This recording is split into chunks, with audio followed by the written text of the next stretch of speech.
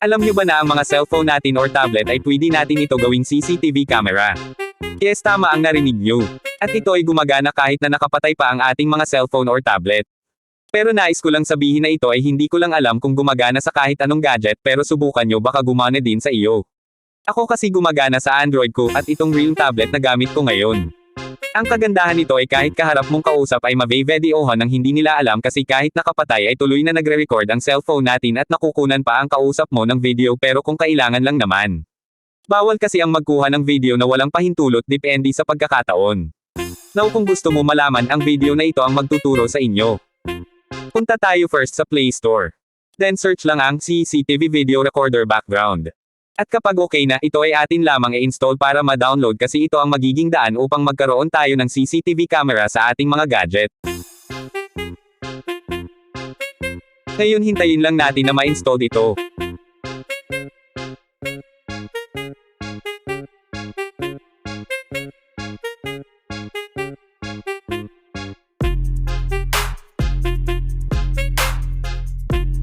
At ngayon na-install na click lang natin iyang open. Then click Get Started. While using the app,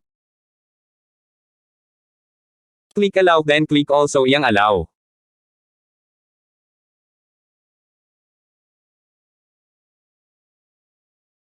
Then makikita natin na CCTV camera recorder not allowed. Kaya kailangan i-turn on natin ito para ma-allowed. At na-allowed na natin. Now get started na tayo. Click Settings. And wala ako babaguhin dyan pero kayo na ang bahala kung maglagay kayo ng flash. Pero makakapag-flash lang kung naka-built-in flash tayo. Then balik tayo and click Get Started para ipakita na gumagana nga talaga ito. Then click natin iyang video recorder.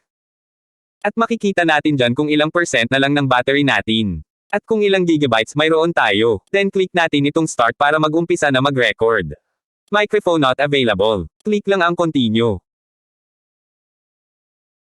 At makikita na natin ito ay mag-uumpisa na mag-record.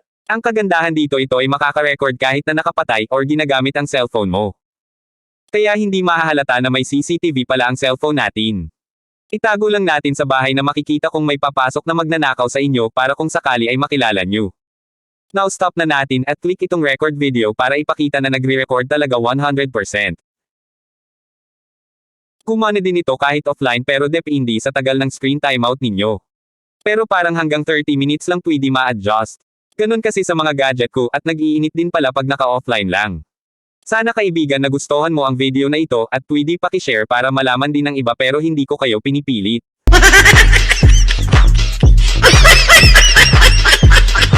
Iyon ay kung pwede lang naman. Once again dyan lang kayo at syempre alangan naman nandiyan din ako.